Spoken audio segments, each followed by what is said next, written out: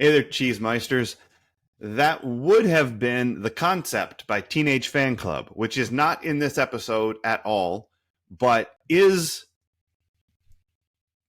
performed on Jason's episode of SNL, which we'll talk about later, which we fucked up because we should have talked about it like 4 episodes ago, but we just didn't get there. Oh, well. So we're talking about it now, just a little bit. But this week, Cheesemeisters, and every week, I am Jeff. I also enjoy playing Reverse Scrabble. Oh my God. And joining me on the other end of the internet is my cuz-host. I'm Leslie, and I am sorry I am yelling, but that is just how I feel. Hashtag being a woman. Yeah, I was going to say, every day. Yep. It's so terrible. Oh, I don't know that song. What song is that? Well, do you not remember Beautiful by Christina Aguilera? I don't know, maybe. It starts every day is so wonderful, and I just told the truth in my version. There you go. You give it the anti-Aguilera. Yeah. I get Giving it. it the 90s grunge. Like Reverse Scrabble. Reverse Aguilera. Exactly. I got you. I see how it goes here. This week, Cheesemeisters, we are talking about Season 2, Episode 25, Meeting Mr. Pony. So what happens this episode? Oh, okay. So before, let's just say Brenda gets stuck up in the peach pit and then has to deal with it. That's what happens in this That's episode. what happens. So last week at the end of the episode, I said, prepare yourself for trauma in this episode. And I didn't want to be more specific because, as I say, I don't think I used this analogy last week, but you know, when you're in the batter's box, you put that donut on the baseball bat to make it weighs more. Oh, okay. So you're taking practice swings and you're getting, you know, you're moving a heavier object than you're going to move. It's going to be easier when you get up to the plate. So you take the bat, you know. So I felt like not specifying the trauma was like putting a donut on the episode.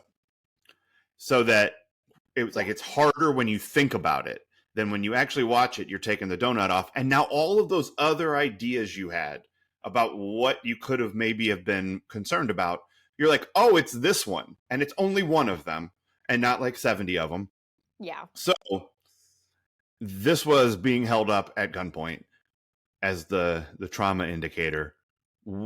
How did you feel about that when it became clear to you that this is what the problem is this episode? Where did it land on your trauma meter?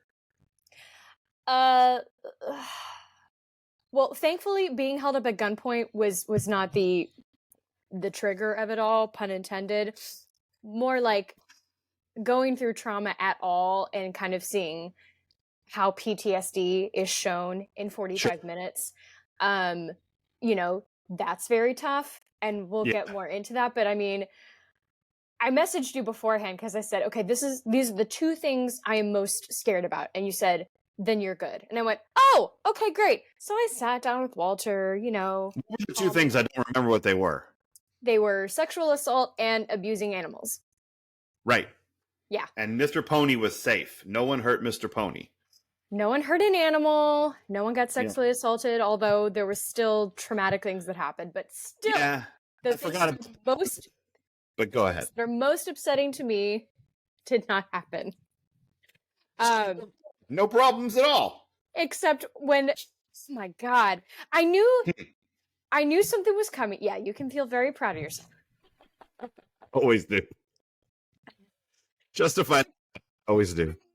Something was coming because they did a really good job this episode. I'll say that. For handling something that can't be handled in 45 minutes, I feel like they did a good job of the setup, of the sound. Like, the sounds all throughout, like, listen, they may not have the top tier boom guy, but they got a top tier sound editor.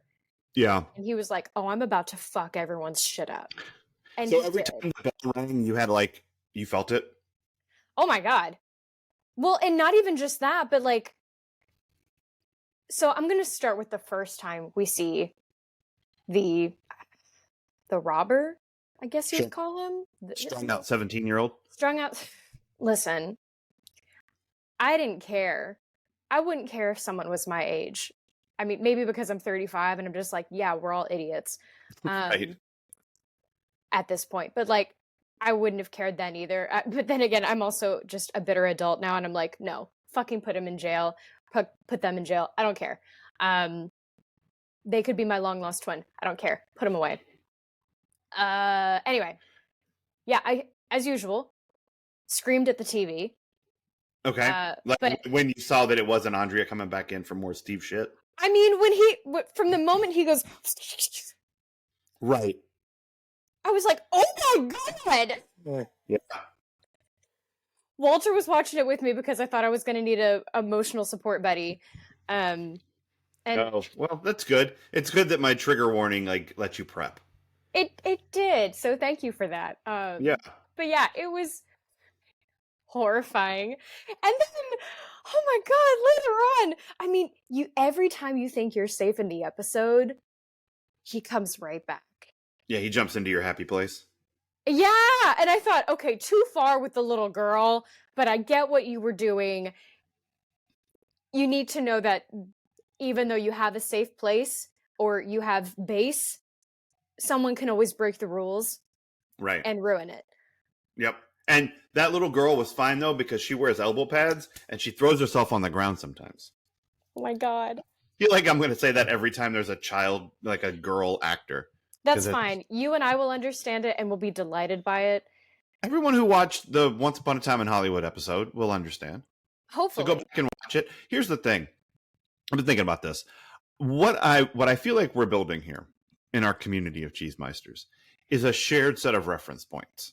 Okay. So, like, I don't feel like we need to go back and explain all of the references. No. You go back and watch because we're just talking about shit we've already talked about. So I just want everybody to like we're building a lexicon, and you know the little girl with the elbow pads, she's part of that. Sometimes You I know. use it for fun. Right, exactly. So I just want everybody to know we're just going to assume you've listened to all of the episodes. Yeah. And if you haven't, we'll fix that shit. That's on you. Go back and listen because you're missing out on some great shit. You never know when Leslie or me would have said something fucking awesome that you're just like, you need to know about it. That's true. So go back and watch it. Listen. Anyway, digression. To continue with the happy place. That's right. Jim. I'm sure this is going to be... Young Father Jim is so delightful. My God. I like Jim's hat. The little hat. He's just waving. He's like, there you go, honey. Proud of you. Yep. Yep. So do you think that, like, you know how some people are, like when I taught, there are people who are wired to be preschool teachers who, if you put them in a junior high classroom, would blow their brains out, and vice versa. Yeah. Like I've worked with 7th grade science teachers who are amazing, but if you put them with a 3-year-old, they would end up in a puddle. Like they would just be a mess. Some people are just sort of geared towards certain age levels with working with kids. And I think it's probably that way with parents too. Like you're more in your wheelhouse when your kid is like 5 to 8, or if you're like, I know how to talk to teenagers, whatever. So do we think Jim is a good teenage dad, or was he probably a better dad of 7-year-olds? I think he was a better dad of 7-year-olds, but Okay. he is showing a great example. Well, not a great example. I would say he's showing a good example of what a parent willing to learn can look like. Uh-huh. Because, you know, I was really pissed when Cindy brings up the crisis center, you know, Yeah. or counseling for Brenda to go to, and he makes the really, I'm going to say, derogatory remark of like, well, if we give her this idea, she's going to think that she's crazy and all of this, Uh-huh. as if you can't possibly have these ideas on your own, or as if Right. giving a name. I mean, I've had that more or less implied about myself. People are, I've had family go, well, maybe if you were less aware, you you know you wouldn't feel this way all the time. And I'm like, maybe, but I'd rather know why I feel the way I feel Mm. and deal with that than Right. be all over the place. Mm. You I know. get that. I do want to go back and talk about people's reactions to this, but I think we'll dig in on that. Um, Here's the thing. I know some stuff that some decisions that Jim makes that you don't, and it makes it real hard to choose present day Jim, like teenage dad Jim, because Jim just does some dumb shit. Well, yeah. And he has done some dumb shit, but he also does he does I think he lands in the right place most of the time. And he fumbles through how to deal with things and says dumb shit, but then he goes in the kitchen and says, God, I wish the network hadn't made me say that teenage sex was bad. He does more. I had a thought years ago when I was working more with students of all ages, because as you were going through detailing, like, some people are good with this age and this age, I'm like, you know what, when I was a substitute teacher, I realized there's an age in each section of school that just sucks. It's Sure. like, because and then the more you analyze it, the more you're like, you know what, maybe kids are just tough at any time for any reason. We have no idea. Like, Right. you might have thought, oh, my kid is finally out of terrible 2s and 3s, yay. And then we went into the pandemic, and guess what, we all sucked. Right. Yeah, shit can happen that throws anything into a tizzy. But the thing that I think really upsets me is that, at least in what I have seen, is that more often than not, kids kind of get, I don't know if ignored is the right word. I don't think it's forgotten. It's kind of like parents are really afraid of teenagers, and they're really afraid of screwing up more, so they just don't do anything. Yeah. Until something terrible happens. Mm-hmm. And it's like, you could have had conversations, Right. To prepare them. And I don't have a concrete example of anything. These are just observations I made. Yeah. No, I mean, there are things that they don't teach you in parent school. You know what I mean? Of course. Because parent school doesn't exist. No. And so everybody's just doing the best they can. Most people are doing the best they can. Some people are horrible. But most people are doing the best they can. And everyone has blind spots. Yeah. So you don't have any idea what you're gonna have to deal with. And when it comes up, if it happens to be something that you've dealt with before, like either because you were in that position or you saw this episode of 90210 about it once, then like I think you sort of you think, oh, I know how to do this one, and you feel a little bit more comfortable. Sometimes you're just pulling it all the way out of your ass because I don't fucking have any idea how to deal with this. Yeah. It's really tough. I mean, because you're just, you just want to help your kid. Yeah. And you want to, but you also want to help your kid be able to help themselves. Mm-hmm. And because like there's going to be bad shit, right? There's going to be bad shit that happens in everybody's life. You could be studying for your midterms and get held up at gunpoint in a place you feel very safe. Yeah. Like crazy ass random bad shit happens and no one knows how to deal with it. And that's one of the things I think this episode is really about, is how other people handle it when someone they know has experienced trauma of any kind. Mm-hmm. Whether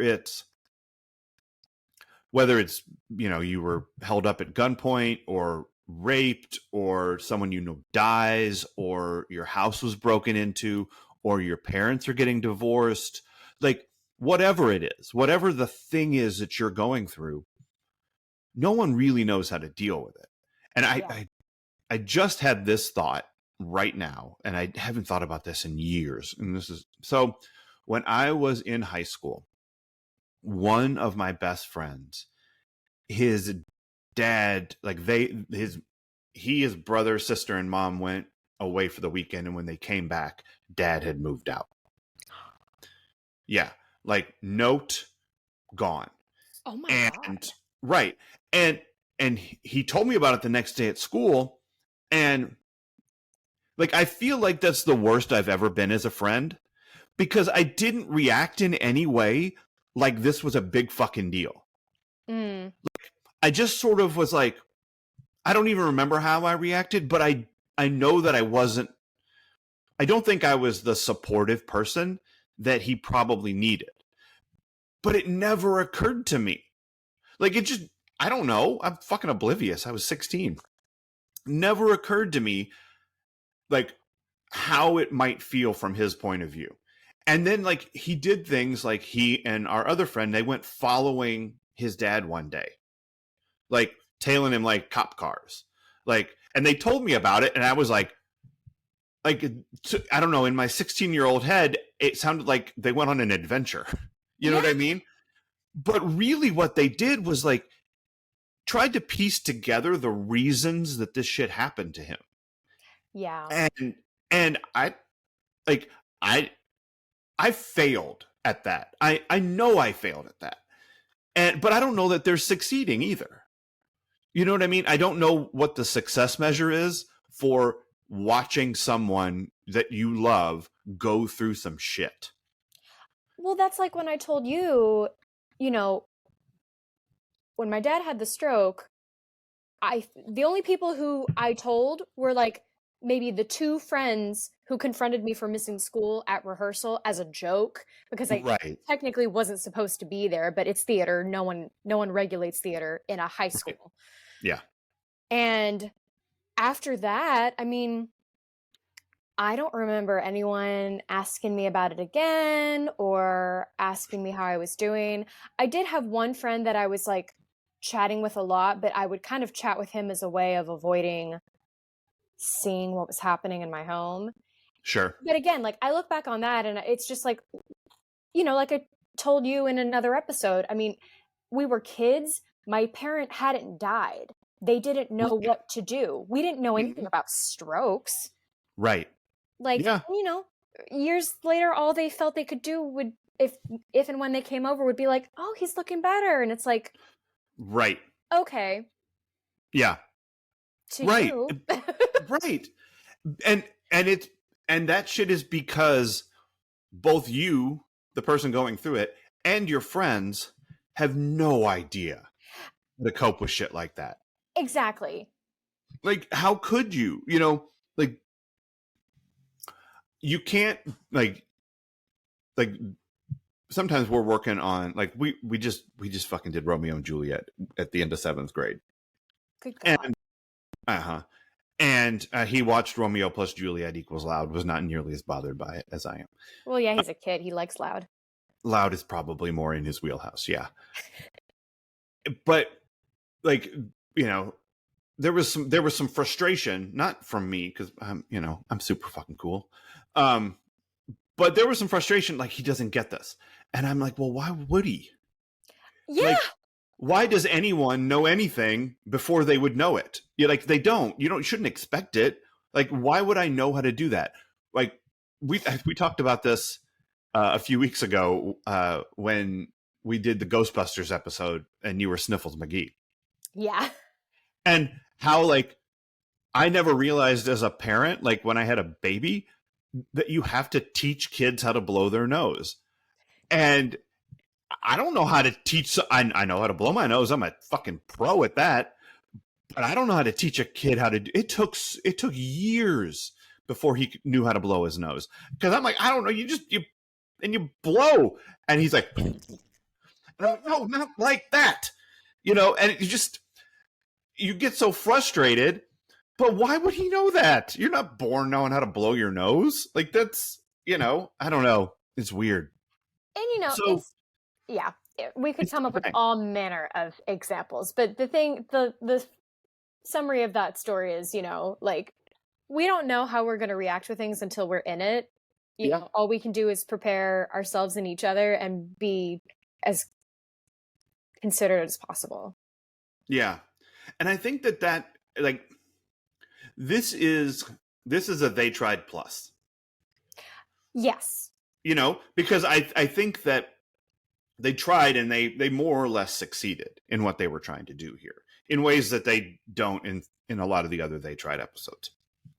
But this episode, one of the things this episode tries to do is normalize therapy. Mm-hmm. And I think it does it pretty well. And it also tries to normalize trauma reaction. Mm-hmm. And because they give, like, Brenda has all of the reactions in the course of this episode. You know, like, she's matter of fact, everything's fine. There's let me focus on shit I can take care of, like cleaning my room. Mm-hmm. There's I'm brave. There's I'm scared. There's I'm angry. There's quit telling me what I am. Mm-hmm. Like, Brenda has all of the reactions, and that's great. It's weird because they're compressed into 45 minutes and we never have them again. But it is I think they do it pretty well. And then they also give everybody else's, like, it's like when Scott died and everyone tried like to say a different thing to David and all of the things didn't work. Like all of the things were wrong until, you know, he screams into a live mic. I thought about that a lot, how trauma is like grief and that people don't really know how to react either to it or to someone else going through it because it's an invisible thing. We don't recognize we're going through trauma or grief until hopefully we allow someone else to help us see that. I think we see slightly better examples of what to do and say to a friend going through it because people are closer to Brenda than they were to David. Yeah, I think that's true. Yeah, I think that's true. But I think I think in the writer's room, they handle both things kind of the same way. Yeah. You know? Which is good, I think, because if you recall, the issue that I had with, and I think you had too, with the Scott of it all was that, like, I thought they handled everything after Scott died really, really well. You know, with the people trying to help David and David reacting to it and like all of those things. The part that is fucking clown shoes is the way that Scott killed himself. And, you know, like all of that was just whatever. But that episode follows a similar structure to this one, right? Like there's real life stuff going on and then something way out of nowhere happens and then everybody reacts to it. This one shoved the thing that happens even earlier in the episode. It's like 10 minutes in instead of like halfway through. Yeah. But it is like they do a good job of presenting how these things happen when you aren't ready for them. You know, like you don't get a build up to these things in real life. They just land on you like a ton of bricks. Yeah. And more often than not, you're going through it on your own. Not to say that there aren't other people who have been through it, but you know, like the one good thing about the pandemic was we were all going through it together, although, you know, everyone's acting like it didn't happen now. Or that they've just moved on. We haven't. I'm still dealing with it. But anyway, I lost my train of thought. This is what I get for jumping on a soapbox. You got to put your notes on the soapbox. I do. Well, you can look at your notes. This is what I was going to say. I think the crucial thing I feel like they missed, and, you know, based on my needs alone, but I'm sure many others, is that trauma, unfortunately, isn't clear that quickly, you know? Yeah. You may not know until years later that you are traumatized from something. Right. Because nothing bad happened to you. Mm-hmm. Why should you be traumatized? Or if you're like me, then also you think, oh, only military people go through PTSD. Yes, right, sure. Like, But it's like I mentioned again, back to the Scott episode. Like, if they really handled this the way that it happens in real life, there would be an episode in season 5 where David just breaks down into pieces yeah, because he watched his best friend die. Like, you're not over that shit right away. And when they get back to Brenda's after her therapy session, and they're having the I've been to therapy, everybody in the room except for Andrea and Donna, which is like the same dynamic as the slumber party, yeah. where Donna's like, I'd like to have more problems. Buckle up, Donna, next week. No. Oh, no. Yeah, Donna's going to have to deal with some stuff next week, but it's wrapped up in the most ridiculous of packages, and I cannot fucking wait to talk about it. Neither here nor there. But David says, I went to therapy once when my mom and dad split. God, it would have been nice to hear him say, I'm in therapy right now because Scott killed himself 4 months ago.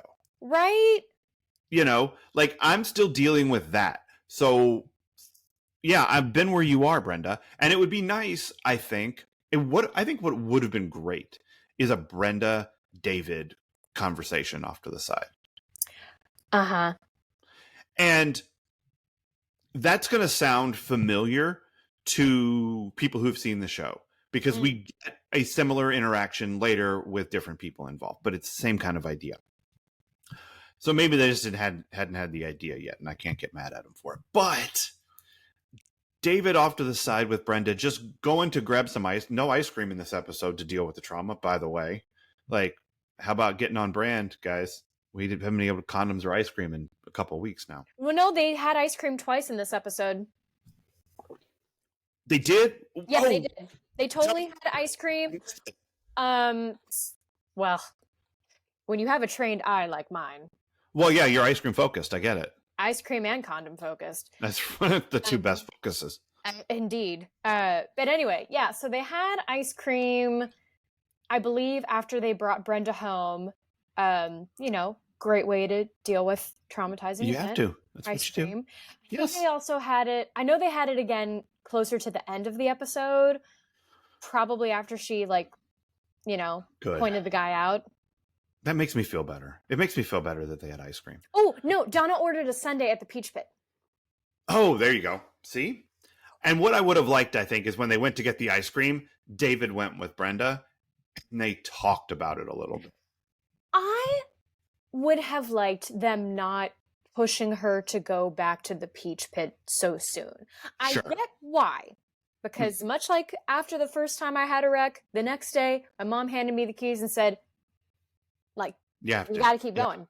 You got to get back on Mr. Pony. Yeah. Yeah, and it's true. In some cases. In that, I would have just been like, you know what? We live in fucking LA.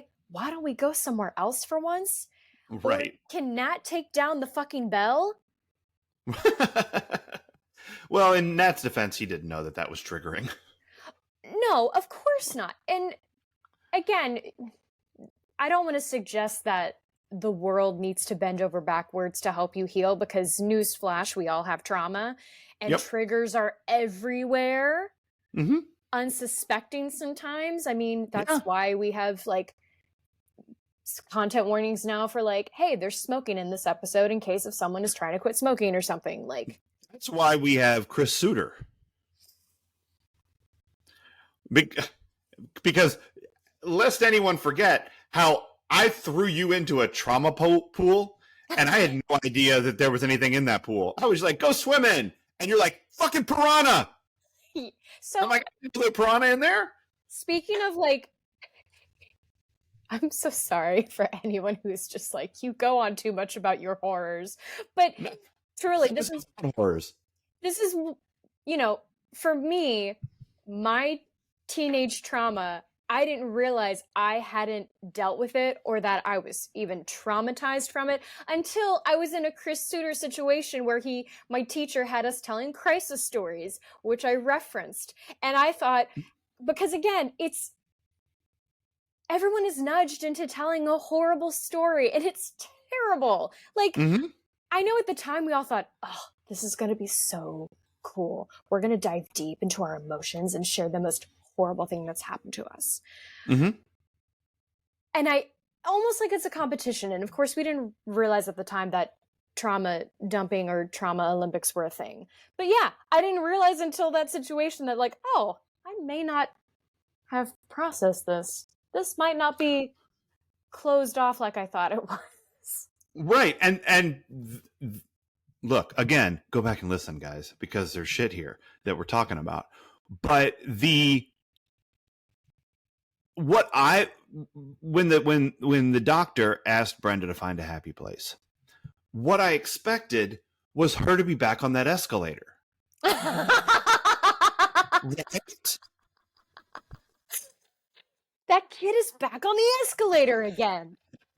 Yeah, but like in the Brenda way, where she thought she was lost in the store and that was her crisis story, which is what I was preparing you to experience. But it was like a whole other fucking thing that happened in that episode that, like, I didn't know was coming. But I thought that Brenda, her happy place could have been tied in to that previous story of her reliving trauma. Uh-huh. And I like that we're building connectivity that they never thought to build. I know. Or to say out loud. But I think that they're doing the Lord's work here a little bit with that kind of stuff. Like putting it out there that this is stuff that people deal with. And not everyone deals with it the same way. Mm-hmm. And not everyone is reminded of things in the same way. Like the bell triggering that memory for Brenda is, by the way, Aaron Sorkin stole that shit for The West Wing. Everyone who's seen The West Wing. Oh, no. Yeah. I mean, I don't think he did it on purpose, but like in The West Wing, you were like, that's really smart. That's really smart what he just did. And now I'm like, oh, they did that 8 years earlier on 90210. Well, and then like the way she keeps not just reliving it, but going through other scenarios. Uh-huh. And like, I kind of have a stressful situation happening at home right now. It's fine. We're managing it. But it's one of those things where, like, even earlier, I thought, I keep going through all these scenarios of what could happen, but I have to just stop. And it's so hard because the brain is a mysterious muscle, at least to us commoners who don't study it. And like yesterday, I couldn't get my anxiety under control. I knew the things I needed to do, and eventually I could do them, but I was convinced nothing was going to help it. Right. And here's the thing about the brain. It is a wonderful servant, but a terrible master. Mm-hmm. Because all the brain wants to do is help, right? But it doesn't know how most of the time. So it's just trying. It's like, what about this? What about that? What about this? Try this one. And it's just, so your brain is just giving you all this crazy scenarios that you're working through, like it's happening with Brenda in this episode. When the truth is that reality is so much kinder than whatever your brain is trying to do. Yeah. And if you can just go, thanks, brain, I'm going to deal with what's real, like with what's actually happening, then it's so much calmer. But that's why people meditate for years, to try to get to the point where the brain trying to help is just something you can ignore. You're not going to stop it. Your brain's always going to try that shit. It's like, oh, I got one. What about this? Remember that conversation that you had 7 years ago? You should have said this instead. Oh, God. Like, thanks, brain. That was helpful. Good job. Right. I like how you're trying, but I think we're going to let that one go. I think you're a little late, writers. You are. That didn't help. But good try. Yeah. Like, I'm not mad at you, brain. This is what you do. But yeah, that one didn't help. No. And so, like, if you can get to that point, then it's much easier to process these things that happen, whatever these things are. Mm-hmm. Like, I say all that, like, and then you're fine, which is like bullshit. But it's taking all of this and cramming it into 45 minutes version of how you process stuff. Yeah. You know? Which, again, isn't great, but if it's the only way we get these messages out there, I'm at least glad they did it, because I mean, they had characters go to therapy on Dawson's Creek. Mm-hmm. Thankfully. But even then, I mean, it still takes more than TV characters to normalize it for yourself, because, like, I think once I finally started talking to my school counselor, I mean, I hid that from my parents. Right. Because you get the idea from people around you, whether or not they say it, just that, oh, people are going to think I'm crazy for needing to talk. Right. And I think that is, again, this is They Tried Plus. Yeah. Like they wanted that message to be out there, that look around you, everyone's gone to therapy. Mm-hmm. You know? And it's fine. And when you go to therapy, it doesn't have to be like I laid down on the couch. I've never had a couch. I'm very mad. I've sat on couches, you know, because there's furniture. Like someone has to, it's just a long chair, a couch. So like, they might have one. And I've sat on them, but I never laid down. I just never felt comfortable. Yeah. And so it's like, it doesn't have to be that thing. I don't 100% know why she wore a blazer. Like, be comfortable, I think, when you go to therapy. I did think the setup was a little odd. Like, that would really strain your neck to be sitting right next to the people. It was almost set up like confession. It was a little bit, yeah. Think about it, because, I mean, the armchairs had these, I don't know what you would call them on the side, but they come out a little bit so that you almost have to look around them. Yeah, you have to lean forward. You know, you can have them sitting next to each other without having to turn your head. And right. They both did their best to make it look natural. I just thought it was strange. It was strange. It was, have you seen Fargo? Oh, yeah. Okay. It's when Marge goes and has lunch with her high school friend, and he tries to hit on her and come sit around the side on the table, just so I don't have to turn my head. Yeah. And she like gets him to go back to the other side of the table. Same thing. Yeah, they shouldn't be same side sitters.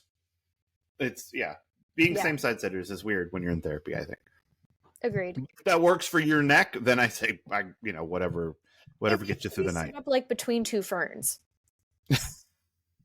That's the ideal sit up or setup. That level of hostility is what you're looking for? Not quite. I'm thankful my therapist doesn't stare daggers at me.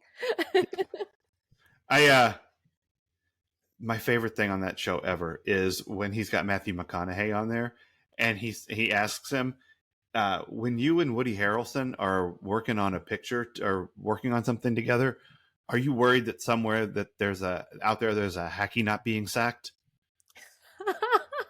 Wow. It's and Matthew McConaughey loses it. Like, he just can't. He just starts laughing. It's like, yep, that's perfect. Yeah. I wanted to do a little look back real quick, because Sure. we're getting towards the end of the season, and I wanted to see like what shit people have gone through this year. So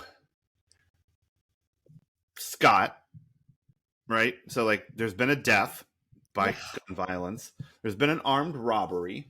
Mm-hmm. There's been A well, you could still call it sexual assault, but it, thankfully was caught before anything happened. At the Halloween party. Yep. You've got Emily Valentine losing her mind, like trying to burn down the house. Yeah.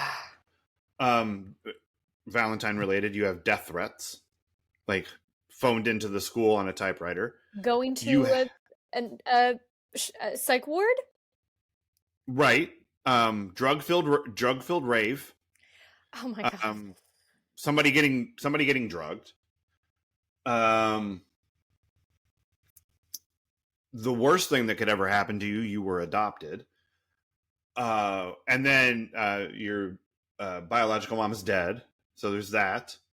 Um, there's a lot of shit happening here, guys.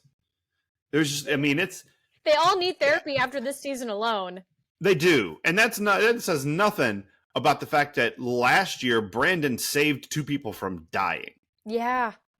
So there's been much, and that's where for me, like, I think like episodes like this are good because of what they're trying to do, and if the if this landed for a kid or an adult when it aired at any point and helped someone get through something, then fucking wonderful. Oh yeah. Like, that's amazing. And so I like that they do these things, but I feel like I said this in like the second or third episode. Not everything happens to everybody. Yeah. And when you watch a show like this with 28 episodes in the second season, motherfucker, there's a lot of shit people are going through in this show. And the fact that any of them can get out of bed is a victory. I mean, that's part of why I quit Grey's Anatomy, because at some point I thought there is only so much more this hospital can go through before it would realistically be shut down. I can't do this anymore. I mean, they had a prom. That wasn't the worst part. That's when they lost me. Hospitals don't hold proms, assholes. Okay, I understand it's only season 1, but this is stupid. no, season 2, but that's fair. Still stupid. Anyway. But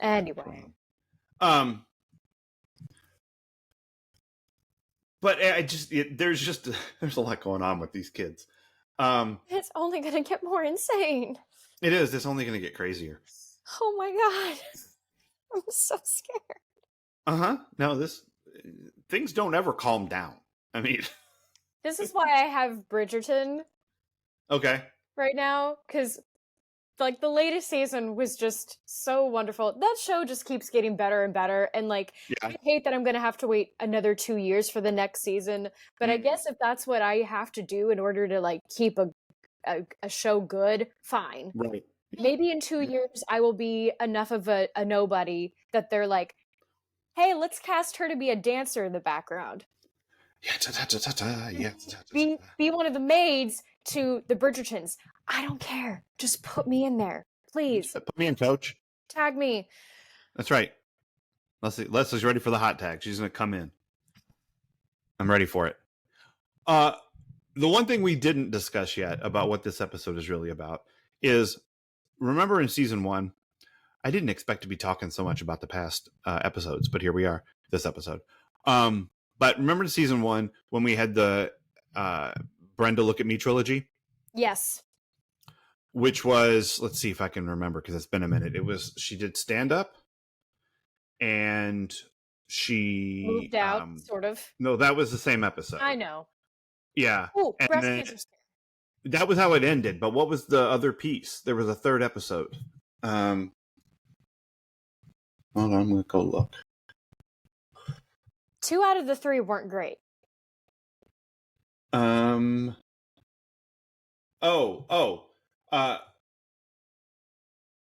Was she? It was her, like when Brandon was hanging out with Lydia Leeds. Oh yeah, Whatever Brenda was doing that. Oh yes, the Lavoine of it all. Like, hey, look at me, I'm Lavoine. And then it was, that didn't work. I'm going to move out and be a stand-up. Oh, that didn't work. Breast cancer. So that was our late season 1 trilogy, right? I think this is our late season 2 trilogy, and it's the Peach Pit trilogy. It's the recession is really screwing with the Peach Pit, and the Walshes aren't helping things. Because 2 episodes ago, we had Jim trying to murder the Peach Pit with karaoke. And then last week, Jim tried to murder the Peach Pit by building High Point Center on top of it. And this week, Jim is like, Brenda, can you take a crack at it? Because I'm tired of trying to take this place down. And Brenda's like, I guess I'll get robbed at gunpoint. So like this, it's hard out there for Nat, and these Walshes are not helping matters. Nope. No, so they're not. I hope things improve for Nat moving forward with the Peach Pit. But you know what? They probably will, because you know that Brandon's gonna like leave again and go work at the beach club. So what? He has to. It's summer. He doesn't have to. So does that if you want to move, no, it does not mean that. Damn. But we got Henry back. Oh, so, okay, good. Yeah. Now there's good parts. No, Henry was coming back. That's awesome. Yeah, Henry's coming back. He's Brandon's boss during the summer. Chief Weber. So from your favorite show, Grey's Anatomy, where they have proms in hospitals. Yeah, his niece's prom. Thank you very much. Oh, well, that makes it better. It does. He was doing a good thing. Sure, he was. He was diverting hospital resources so his niece could have a prom. What if one of the other patients died?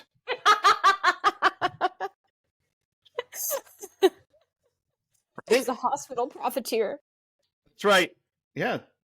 Chief Henry is a hospital profiteer. That's what is going on in this episode. We almost can't watch Clue because we'll be insufferable. We'll just do we'll reenact the whole thing on here. I know. Which is, like, we haven't discussed what we're doing for this week's episode. Oh, God. But I had an idea, because the cop is... Beverly Hills Cop. No. The cop is in The Big Lebowski. Oh, let's do it. And Walter pulls a piece out there on the lanes. So we could plus, I mean, like, Smokey has health problems. Like, you mean apart from pacifism? Like, he's, there's mental things going on there. So I do think there's a lot of ways that meeting Mr. Pony is directly applicable and relatable to The Big Lebowski. I'm fine with that. I'm due for a rewatch of it. Everyone is. That's just how that works. Everyone's always ready for a rewatch of The Big Lebowski. You're out of line, Donnie. That's right. Over the line. I figured that's why Steve Buscemi got recently punched, because I don't know. Donnie took the brunt of it there at the end. Yeah. Donnie, who loved bowling. Anyway, anything else what this is really about?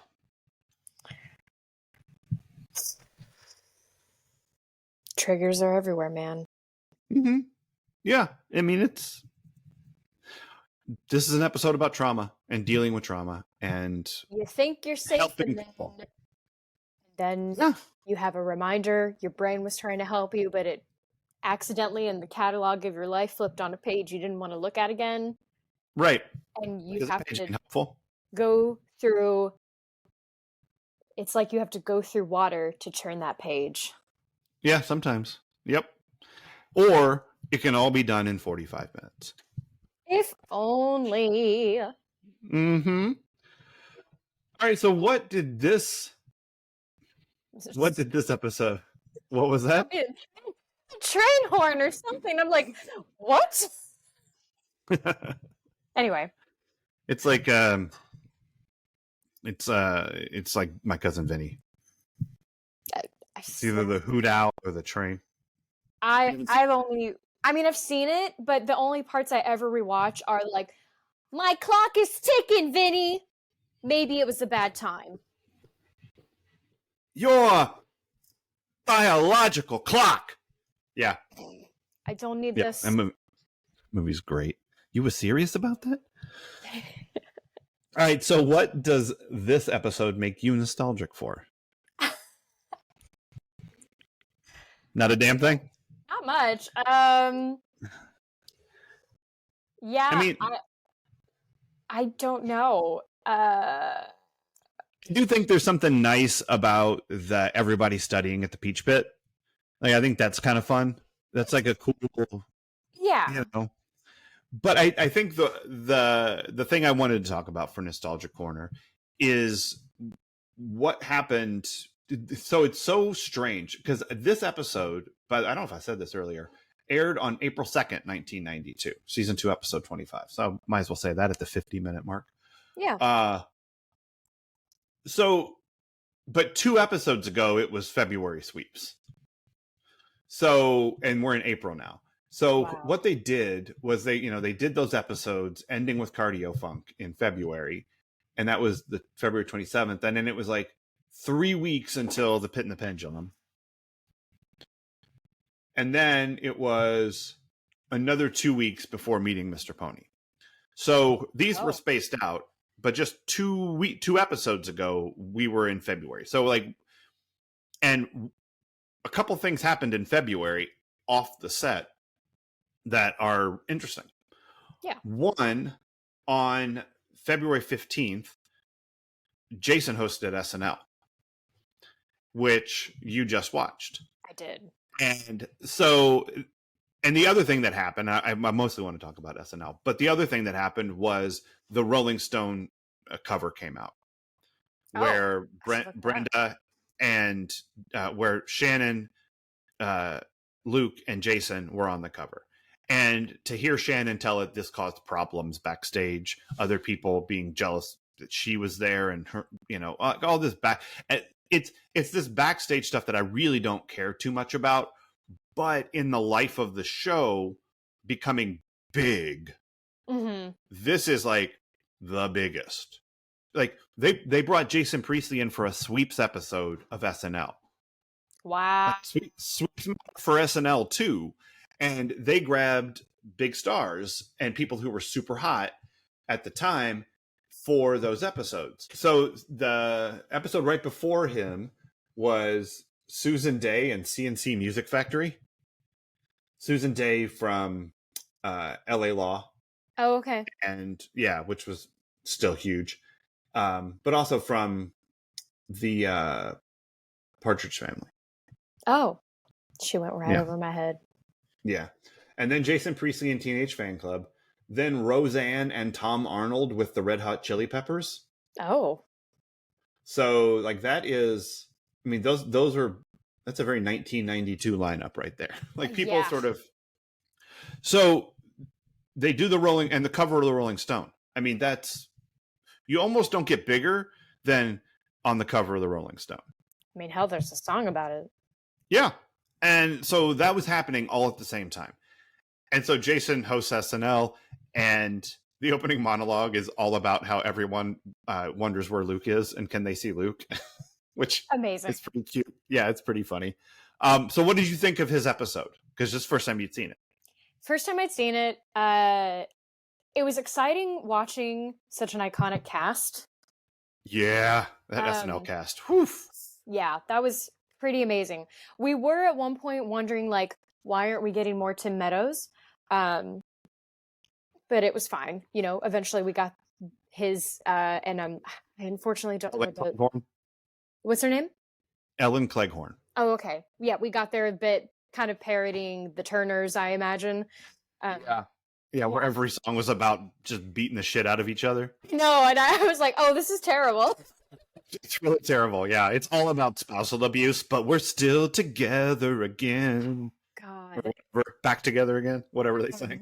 But I mean, from the first bit, it was hysterical. Like, because we know he can skate, but I mean, he was doing some Donald O'Connor shit in there. I was like, I don't know if the guy can sing or even like tap dance. He always says on the show he can't dance, but maybe he's just acting really well. I don't know. Right. But like I would have cast him in Singing in the Rain from the physical comedy he was doing alone, because that's make him laugh.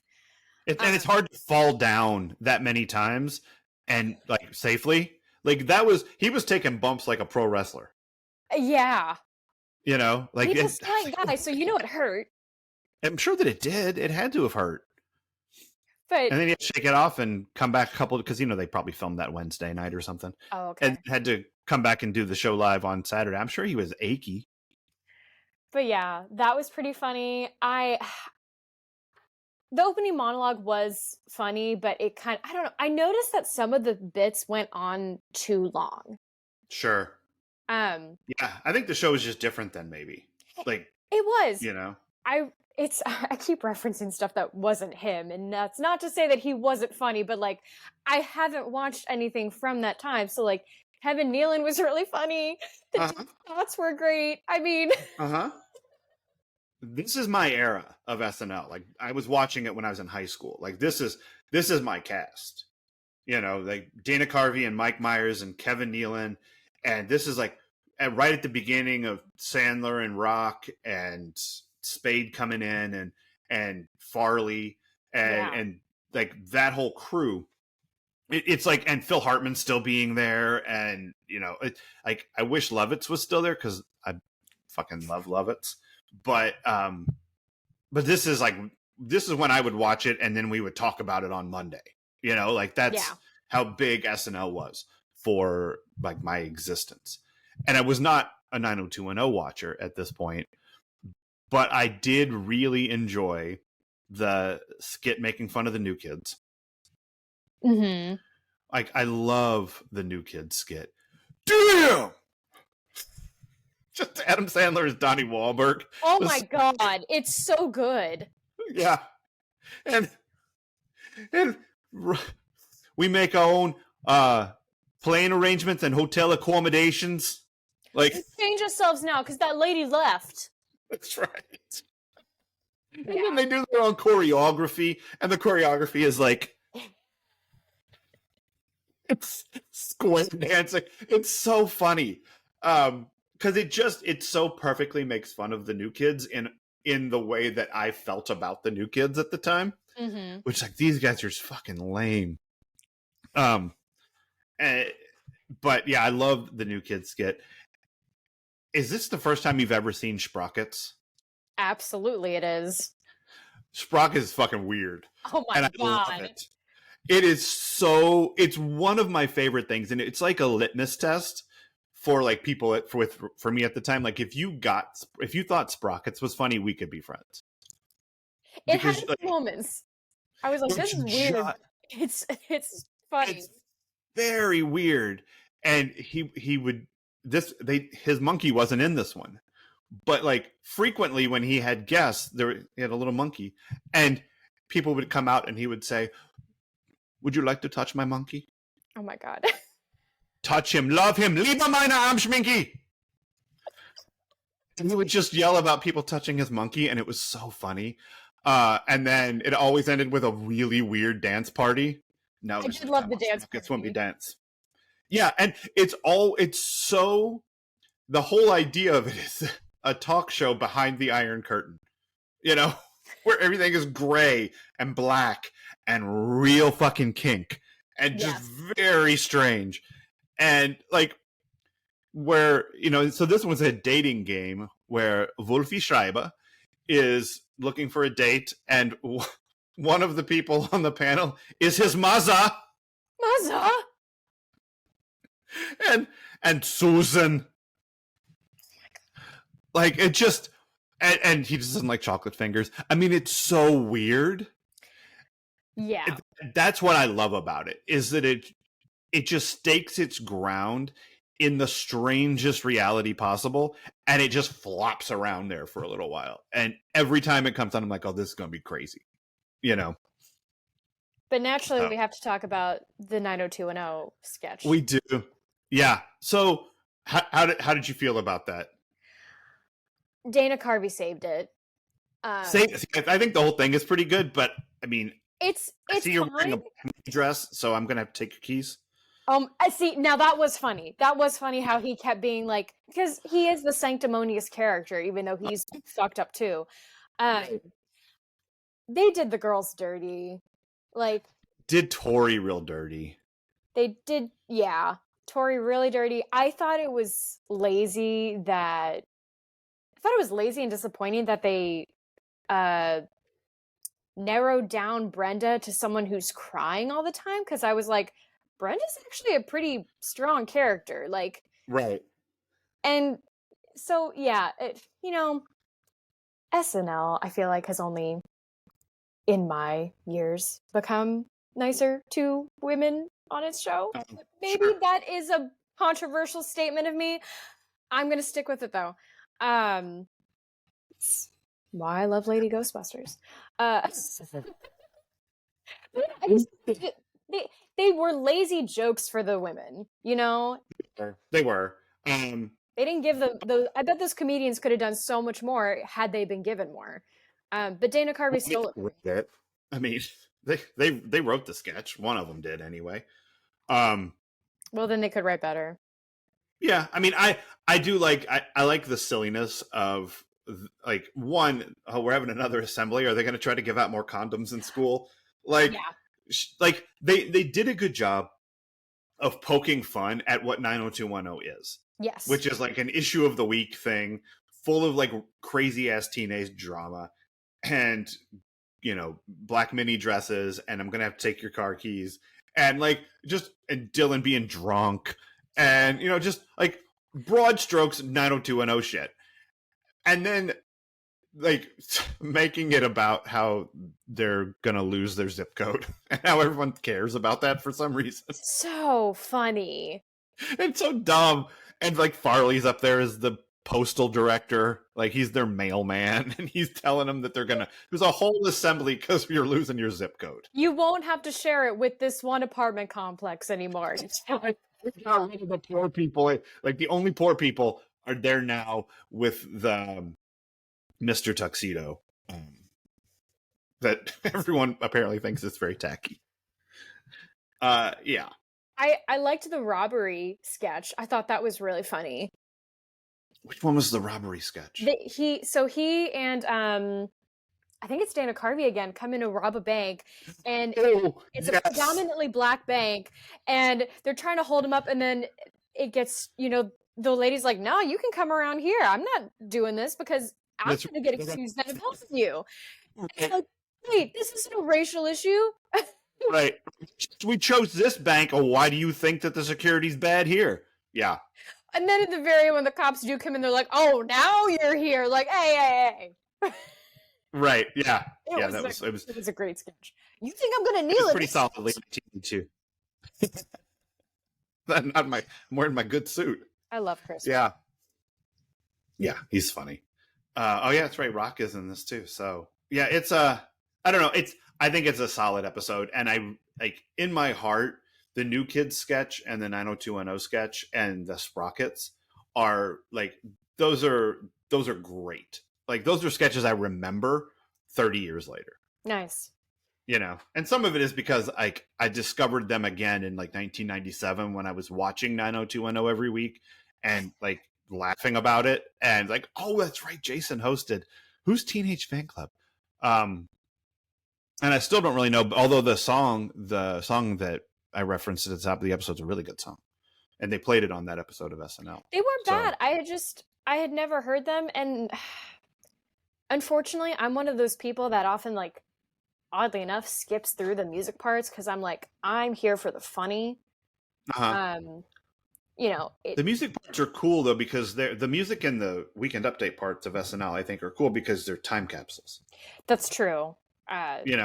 Which, man, it's just, again, the time capsule of it all. I forget what part of Weekend Update struck Walter and I the most, because they're making jokes about H. Bush, and Clinton. Was it a year of an election? Yeah, it was 92. Yeah. Okay. This election year. I mean, I couldn't vote, so I didn't care. I also could barely talk. Right. That's true. Probably I was just looking. Still in my mouth for fun. I would think so.